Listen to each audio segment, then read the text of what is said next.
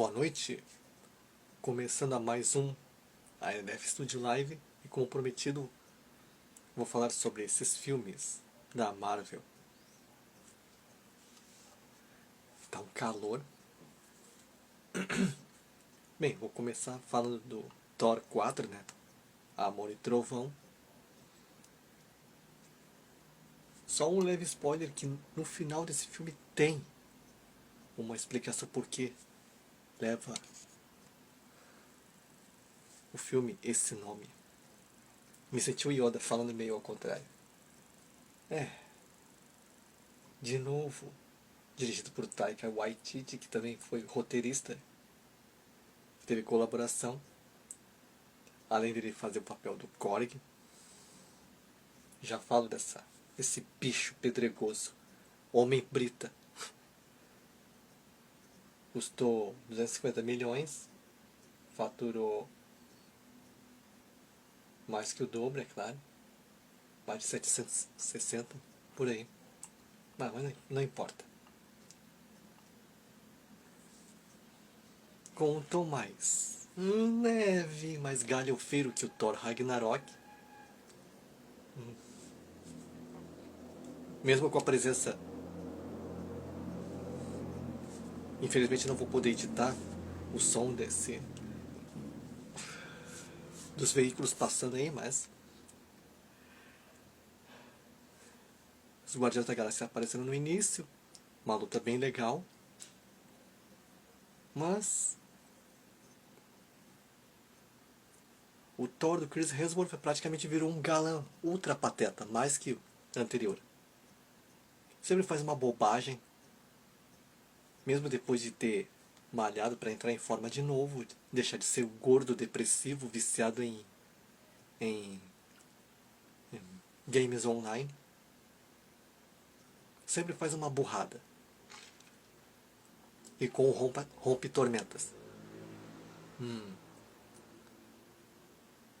Bom, mas a gente vê também, por outro lado, além desse climão galhofeiro, festeiro, temos aqui a saga do Gore, que teve,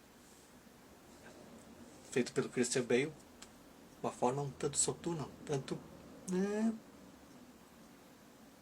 que roga pro tal Deus Rapu que salvasse a filha dele, mas ele é zombado, e aí isso atrai a espada, a necroespada, que é capaz de ceifar a vida de deuses. E assim o Gore se torna o carniceiro de deuses. Mesmo que não mostre muito durante o filme dessa capacidade dele, e ele ganha um poder, além de ser amaldiçoado também, ele invoca uns monstros através das sombras, pelas quais ele consegue se teleportar e se esconder. Esses monstros que aparecem durante o filme, eles são, como o Otávio Gá, lá do Super 8 falou, são tanto genéricos, quase tanto quanto os deviantes lá do filme dos Eternos, misturados com patas insetoides. Parece uma mistura de lagartos com aranhas. Aranhas são... eu sei que são aracnídeos, não são insetos. Só para deixar bem claro. Pra não me chamarem de seu ignorante. Vamos se cagar.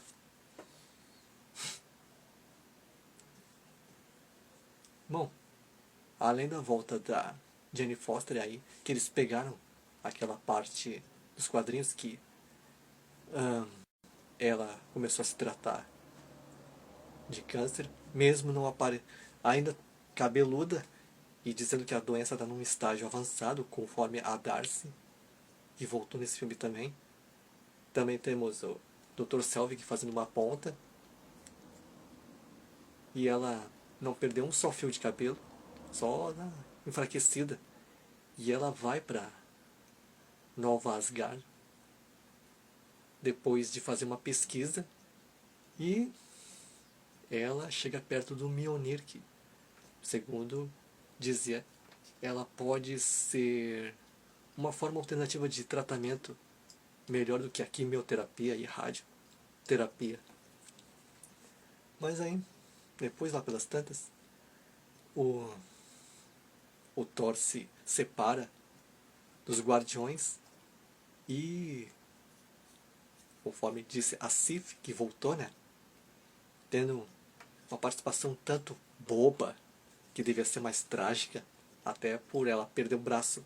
E não é spoiler, porque ainda não... Porque foi bem no início do filme ainda.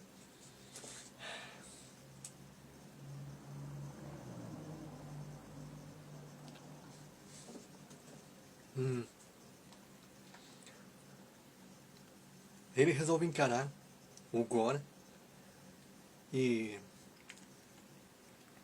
com a ajuda dos demais, tipo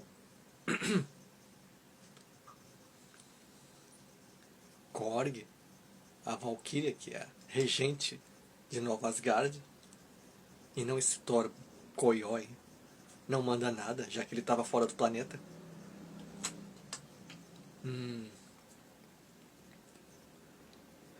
Resolvem enfrentar Gore, que ele foi, justamente veio para a Terra, quer dizer, e eu não sei por que exatamente ele sequestrou as crianças da, da colônia asgardiana. E... as sequências de ação são boas, os efeitos são legais, mas... Aí tem um lance também que muita gente achou engraçado, mas eu pensei, piada de meme. Foi que lá naquele planeta que o Thor tava com os Guardiões, ele ganhou um par de cabras gigantes, gritonas. E eu pensei, tá.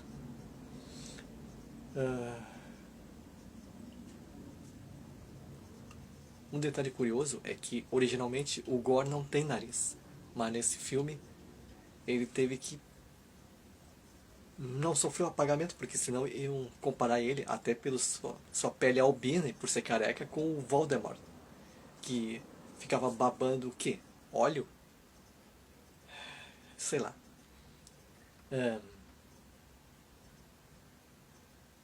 E aí, quando nessa quebradeira com os monstros, que foi na noite, a Jane volta para ajudar, transformada na Thor. E aí, e com o Mjolnir restaurado, quer dizer, claro que ainda apresenta-se trincado, mas parecia que os cacos foram soldados, unificados. E aí, uma parte interessante é que a Jenny, além de arremessar o Mjolnir de forma inteira, ele se esfarela para poder atingir mais monstros. E é claro que, visualmente, tem as partes legais que o Thor usa o capacete também, só que não por muito tempo. Sei lá.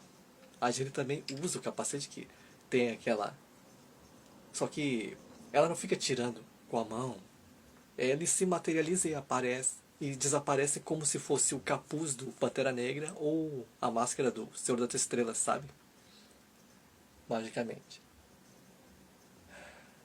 Eu sei que um detalhe que também gerou uma polêmica, ser chamado de efeito tosco, é a telepatia entre o Thor e o Astrid, que queria ser chamado de Axel, filho do Heimdall, que é uma das crianças que foram sequestradas pelo Gore, que foram levadas para tal dimensão sombria, dimensão das sombras, algo assim, que parece um lugar no espaço, que eles ficaram numa prisão, como se fosse um asteroide com grades.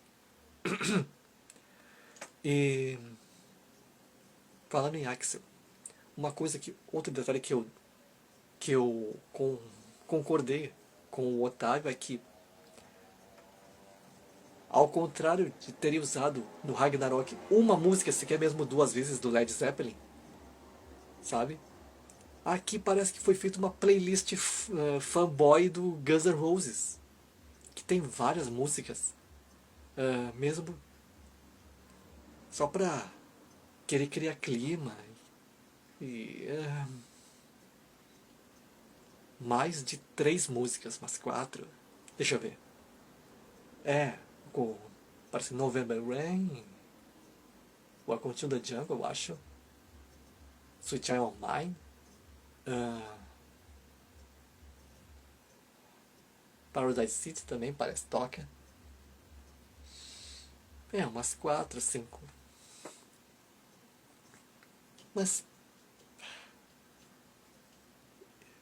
piadas bobas. Aquele inútil do Korg, como eu falei, o Homem Brita. Até se tivesse ali o Hulk furioso da vida também. Um socão, esfarela aquela tralha. Que às vezes você faz os comentários dizendo, e ele é o narrador da história, como se quisesse fazer uma fábula. Engraçado, que eu lembro que lá atrás, acho que foi no Mundo Sombrio, o Odin disse, não somos deuses. Mas aí ele fala que são deuses, as Asgardianos são vikings espaciais, e aí tem esse lance todo, que eles vão também lá pro Olimpo, tentar convencer os Zeus, que tá pouco se lixando com sua pompa e circunstância e seu visual dourado, pançudo, de sainha, de bailarina. Do Russell Crowe devia estar pagando uns boletos. E aí que o Thor queria o raio dele, já que ele estava se negando e não estava aí nem borrando a saia de medo do Gore. Mesmo assim,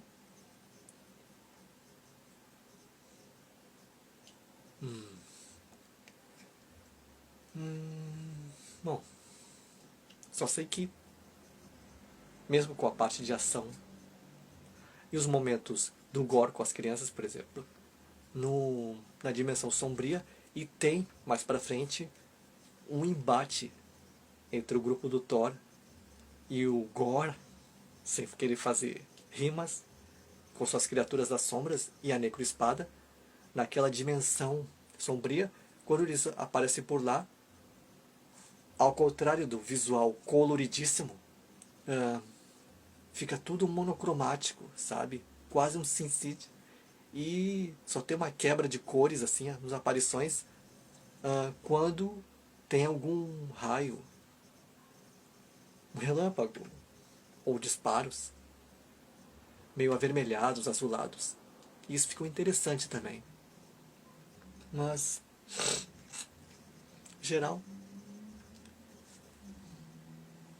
quiseram fazer um filme mais família, assim, e mesmo tendo participação de filhos de alguns artistas, como a filha do Chris Hemsworth fazendo a filha do Gore. Lembram daqueles artistas, né? Os atores que faziam uma peça sobre o Thor? Pois é, que o Thor era o Luke Hemsworth, o irmão do Chris, claro, e do Liam, lá dos Mercenários 3. Matt Damon também pagando as contas aqui, fazendo o Loki da peça. E o Sam Neill, o Dr. Grant do Jurassic Park, Jurassic World, fazendo o Odin. E aquela xarope da Melissa McCarthy fazendo a Hela. Ai, cada uma. Cláudio Gonçalves, boa noite.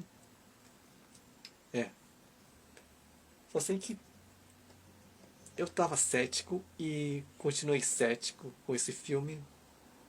Não vi a necessidade dele. Podiam ter abordado algumas coisas mais assim, dramáticas, um peso mais emocional, né? Olha, Sérgio Trieste, boa noite.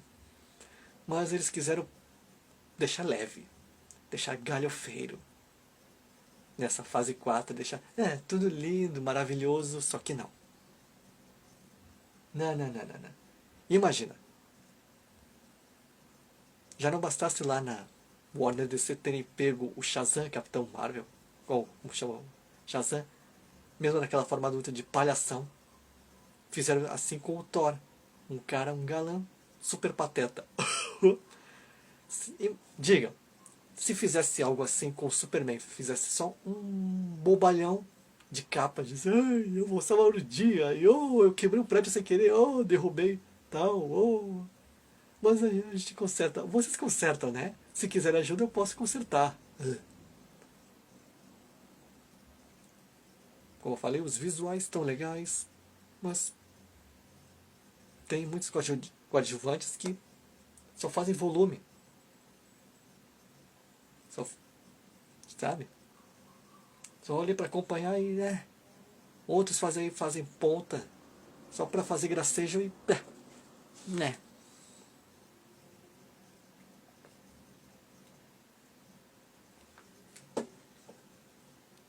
É. Mas quem se divertiu, que bom, né? Esperei para ver esse filme em casa mesmo. E claro, né? Não é de 2023. É claro. Vejamos.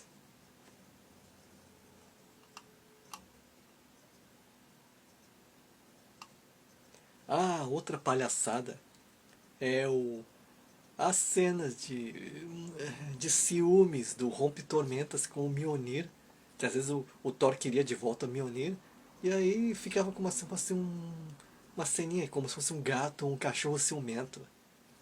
Aí,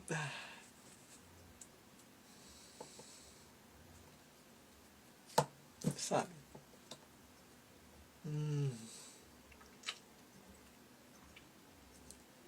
Tem duas cenas pós-créditos, quer dizer, uma no meio que tem a ver com um futuro personagem que pode aparecer ou não, e eu espero que não precisa fazer um Thor 5. Se fizerem, uh, deixa esse Thor pra lá, esse pateta.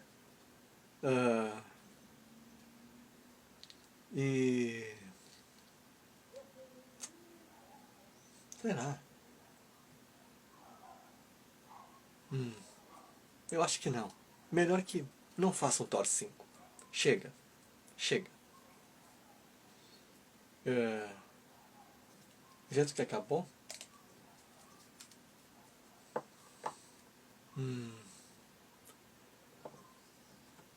mesmo com a aparição da eternidade, que eu já vi em histórias lá das sagas do infinito, lá do Thanos e tal. Mas é só o visual e acabou. E teria uma importância que seria vítima do gore. É.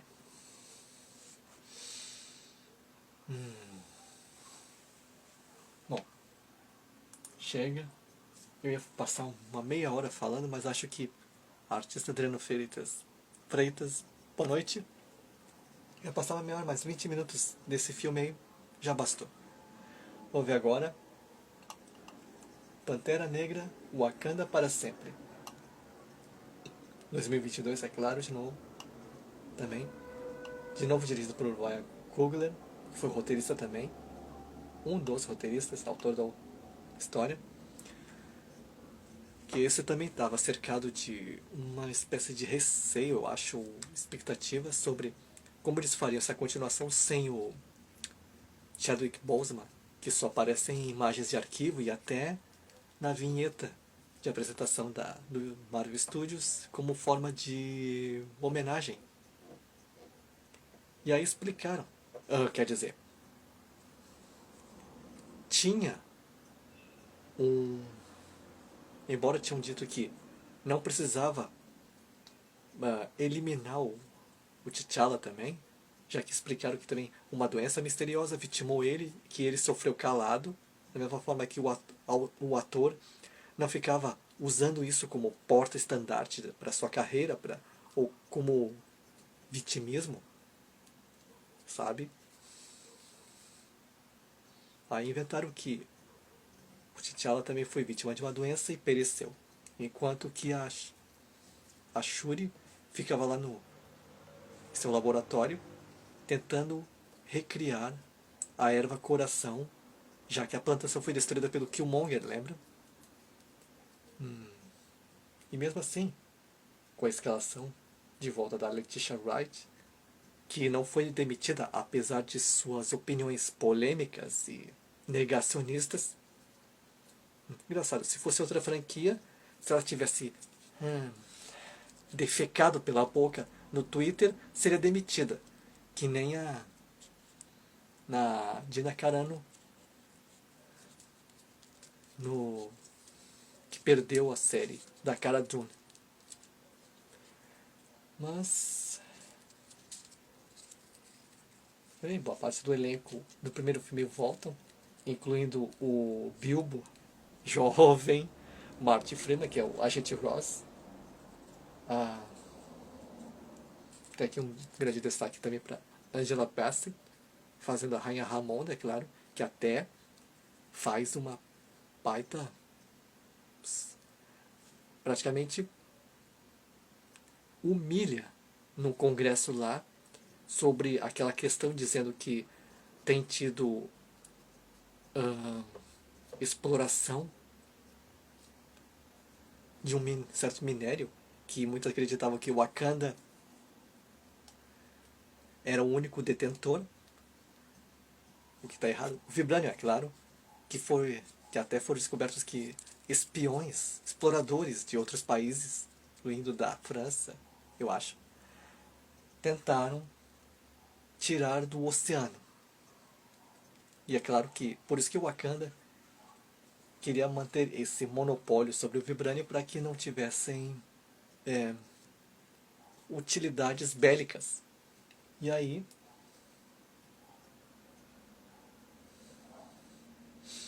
embora digam que um navio foi atacado lá e suspeita que fossem os wakandanos, na verdade eram de um povo de pele azulada, liderado por um único que é caucasiano, que podia respirar fora d'água sem aparelhos, né? Sem aquelas máscaras, e que tinha que tinham asas nos calcanhares, nos tornozelos, né? Embora gerou uma baita polêmica a escalação desse ator, o Tenoch Huerta, meio-dia. Tive que ler ali. E a alteração da origem do Namor, é claro, para não dizerem que ele é da cidade da Atlântida, que na verdade, como é que é o nome? É da cidade submarina de Talocan, e tem raízes latinas, comparáveis, parecidas com as do povo maia. Foi polêmica, claro, concordo, mas acho que eles inventaram isso para poder afastar a semelhança que podiam gerar com o filme do Aquaman, que embora o homem peixe, não vamos dizer assim, como é que é? O herói submarino, sem querer fazer trocadilho com uma dublagem antiga, da DC, teve seu filme antes, mas o Namor é mais antigo. Namor. Claro. E eu achei interessante que eles usaram a palavra cyberquadrinhos. Boa noite. Uma palavra que só era usado na Fox, quando tinha os direitos dos X-Men. Embora nenhum personagem da franquia X apareça. Mas a palavra mutante é mencionada uma única vez, já que o Namor, ele é mestiço de humano com o polvo aquático. Por isso que ele tem essas capacidades. Além disso tudo, ele pode voar, é claro, e é super forte e tem a pele resistente a balas.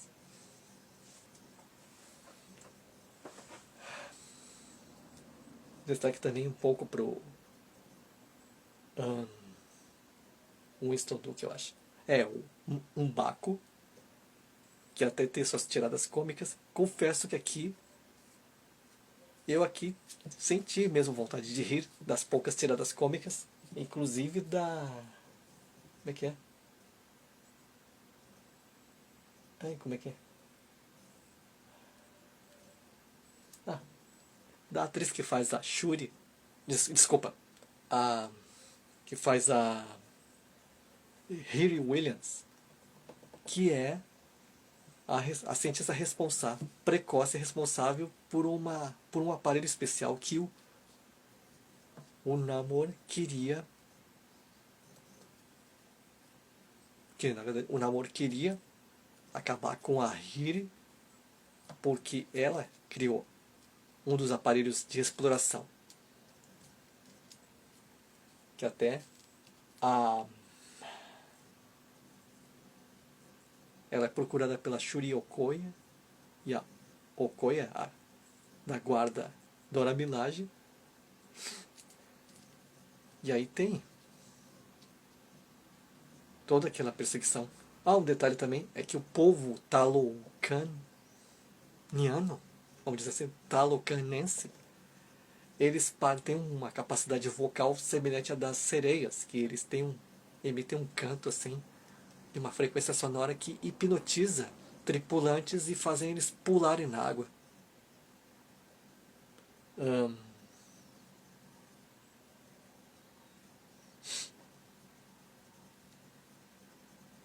É claro que o Namor vai lá e fala para Rainha Ramonda que não pretende, só ia poupar o Wakanda se resolvesse se unir, como depois ele tenta fazer com a Shuri, mostrando o seu reino aquático e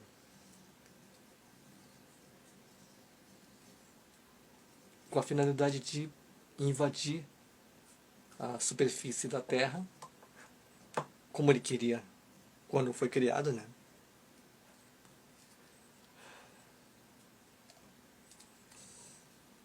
Ao contrário do Aquaman, que emite ondas telepáticas para controlar criaturas marinhas, eles simplesmente se utilizam de, sei lá, tubarões, principalmente baleias, de uma forma natural como montarias e como, como é que posso dizer, itens de combate, né? Deixa eu ver. O filme diz que custou também 250 milhões, que nem o Thor 4. Custou arrecadou, comparado ao outro, uns pouco mais de 100 reais, 100 milhões de dólares, quero dizer, reais. Me tropecei aqui.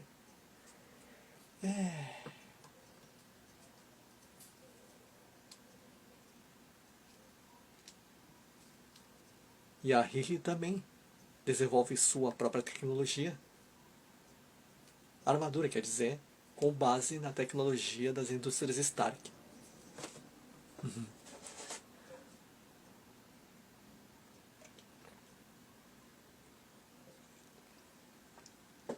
É claro, esse filme, apesar do que eu falei das poucas tiradas cômicas, tem no início aquele sentimento de luto,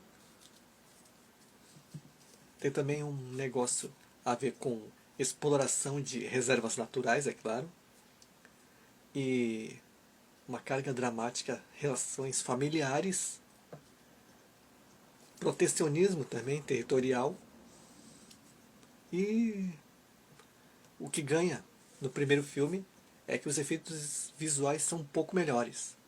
Até quando o Namor ele voa, ele salta, ele luta, não parece um boneco emborrachado digital, que nem o Pantera e o Killmonger lá no final do primeiro filme. Ou o rinoceronte digital também, que apareceu, que eu percebi, não tá tão caprichado. Mas dessa vez,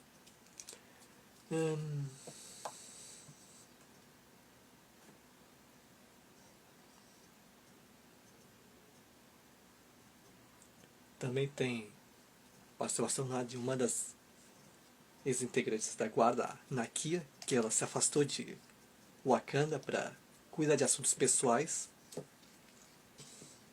E isso é revelado na cena pós-créditos. No meio dos créditos, né? Que até também gera uma carga dramática. Afetiva, claro. Embora a Shuri pareça esforçada, tem aqueles momentos meio chororô, meio birrentos, de tentar superar, tentar ver. E é claro que ela acaba tendo que herdar o manto do Pantera Negra.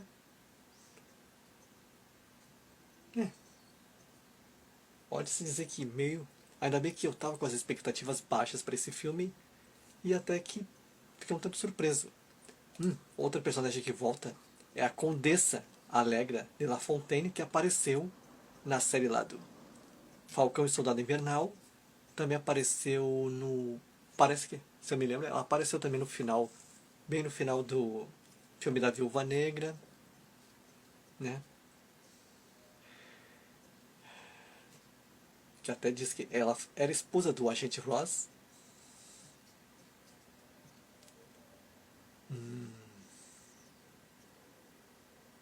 Vejamos. Há um detalhe que eu não falei. Enquanto que o filme do Thor tem mais ou menos umas 2 horas. Que aí disseram que seria... Desculpa. E foi o filme com a menor duração de todos os outros. Já que eu acho que tirando o Vingadores Ultimato, que teve cerca de umas 3 horas e pouca, pouquíssima. O filme dos Eternos também foi muito extenso. E esse do Pantera Negra também tem mais de 2 horas. Mas não chega a ser tanto assim. Não chega nem perto de 3 horas ou de 2 horas e meia. Isso é um tanto cansativo. Mas até que não foi. Ao contrário daquela chatura dos Eternos. Ou até agora ninguém quis fazer algum filme de herói que ultrapassasse a versão Snyder da Liga da Justiça. Já pensou? Mais de 4 horas? Querer brincar de ser Senhor dos Anéis. E isso que anos atrás... Bom, esquece. Nada de divagação. Só sei que esse filme do... Vamos dizer assim, Pantera Negra 2, né? É um filme interessante. Eu curti. Foi interessante. A Christopher. Boa noite. Achei interessante. Achei legal até.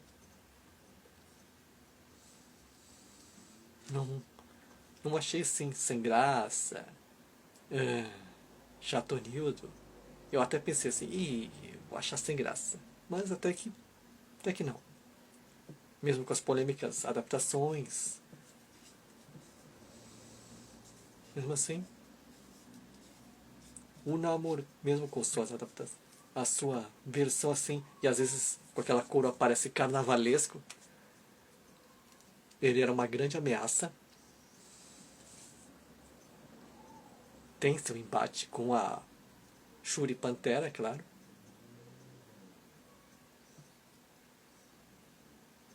Pois é.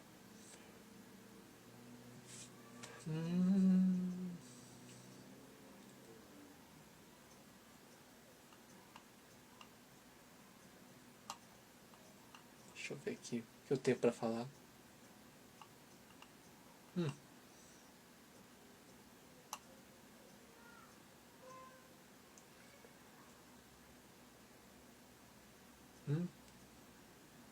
Assim como teve aquele lance.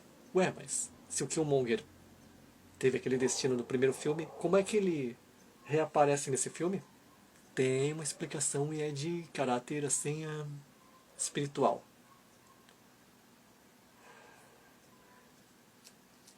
Tem, tem. Hum,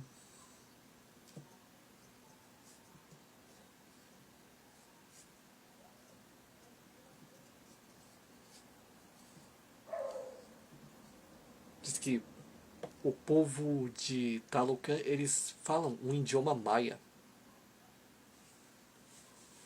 E tem até um momento que ele fala nesse idioma aquela frase como se fosse um slogan. É um slogan, um grito de guerra no Namor, que é o Imperius Rex. Só que, engraçado, né? Uma palavra em latim, mas uma língua latina extinta. Com o nome original dele é chamado de Kukulkan.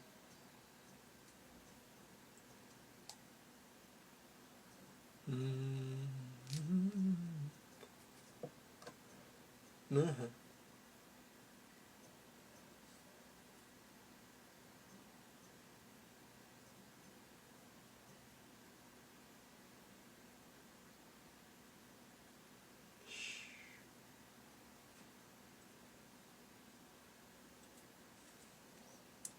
E aí, o pessoal aí que assistiu esses filmes, gostaram? Acharam legal? Divertido? Emocionante? Bom, só sei que o pessoal que não pôde assistir, mesmo com meus anúncios nas redes sociais e insociáveis, só vão poder assistir com a imagem espelhada no YouTube, lá no canal AMDF Studio, tirando o fato que no IGTV aqui do Insta vão poder assistir com essa imagem espelhada. Tela alta. Isso daí.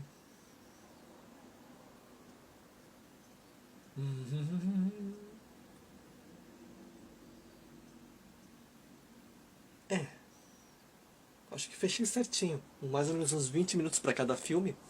Até que tá de bom tamanho. Ficar embromando, já que não tá tendo uma interação aqui. Ninguém falando, não acho que podia ser desse jeito, ou assim assado. Já foi feito. Tirando os seriados, agora é só esperar. Quem quiser ver, os filmes da fase 5 da Marvel. E eu andei pensando o seguinte, puxando um pouco o lado para concorrência, será que eu andei pensando se eu vou fazer um vídeo editado direto lá pro canal ou vou convidar alguém para participar de uma live sobre o Adão Negro, que eu sei de gente que deve ter assistido a esse filme mais ou menos umas 4 vezes ou mais. Batboy, pena que não tá aí. Cristiano Vargas da Silva entrou, mas boa noite, mas daqui a pouco eu já vou encerrar. Vou ver se ele topa falar sobre esse filme, que a gente troca, faz um debate amigável sobre nossas impressões, já que também esse filme não foi ao cinema, eu esperei para ver em casa. É isso daí. Independente se tá fazendo mal calor, ou se tá chovendo, se tá refrescante, agradeço o pessoal que veio assistir, mesmo não mandando suas perguntas, vieram cedo ou tarde pra cá. Só digo que cuidem-se, boa noite e até mais.